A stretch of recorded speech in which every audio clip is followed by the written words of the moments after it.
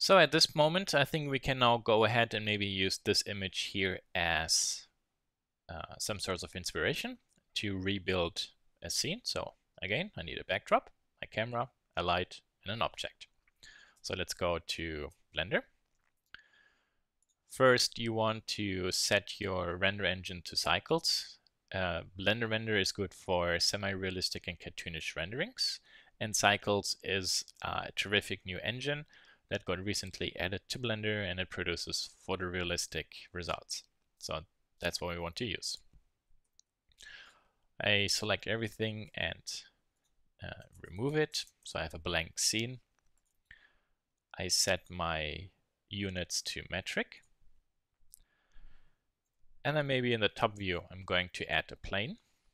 Maybe scale it up by 4, so it's 8 by 8 meters. Okay, that is good. I need a prop, so maybe here I'm going to add a sphere. And then I need a camera. Shift A, add camera. And the way how I like to work is I'm going to create a 3D view up here and then press 0 on my numpad or go to view camera.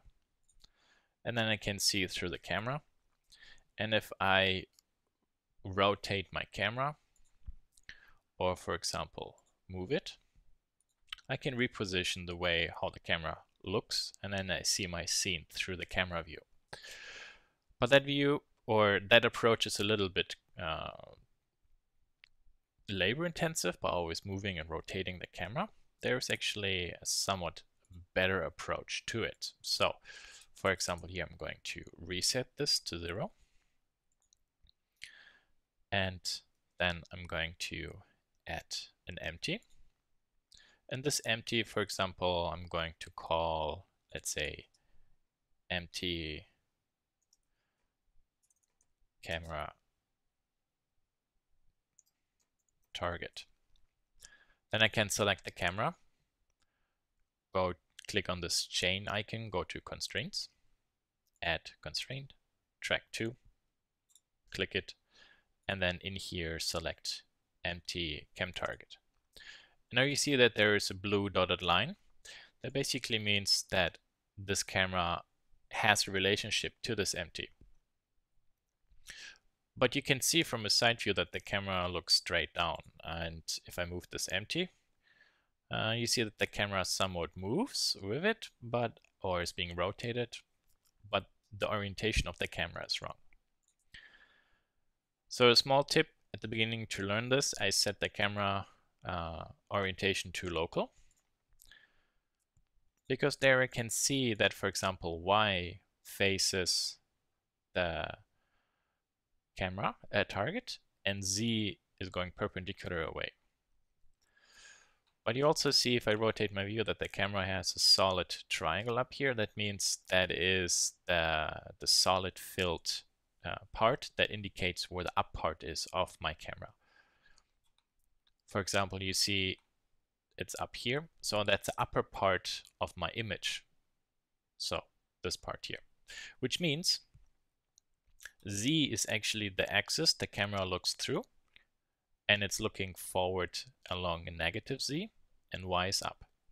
So that information we can, for example, use for up should be Y, and then 2, so where the camera looks to, should be minus Z. And then you can see that the camera is positioned or oriented correctly. And then I can use this empty and, for example, move it to where my object is. Click my camera, move it to it, and you see on the right side, by just moving my mouse up and down while pressing G, I can easily position my camera, and I don't really have to rotate it because that constraint always makes my camera look at that empty.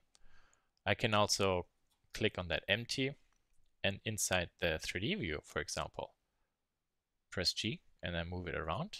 Or I can click the camera and inside here press G and move my camera as well, which is a little bit more complicated. So I always like working in this dual view where I can then easily check what I see. And then in here, adjust my camera position, for example. So, okay. Now we have basically our backdrop or ground plane, our object, and our camera. Now we'll need something for a light, so a mesh plane could, for example, do the job. And I mentioned before, keep in mind the size of those lights in relationship to the size of your object, because that's important to generate enough light to flood the scene, as well as generating sharp shadows or soft shadows. So now we have here our plane, and I will bring it down a little bit. I can zoom in a little bit, shade this one soft. And at this moment, we basically have all the basic elements of our scene set up.